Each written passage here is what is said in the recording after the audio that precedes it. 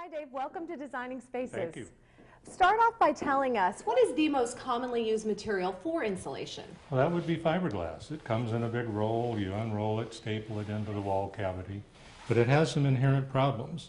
One of them is it doesn't have a high R value or insulating value, so if you need a lot of insulation, you have to put in a lot of material. But more importantly, it doesn't seal all the little nooks and crannies in the wall.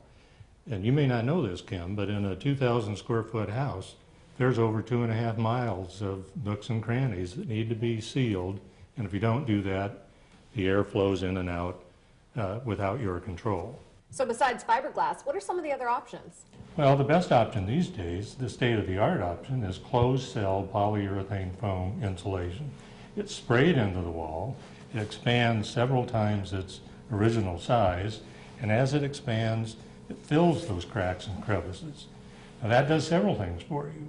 In addition to that, it adds some structural strength to that wall, and that's important if you live in a hurricane zone or an earthquake zone.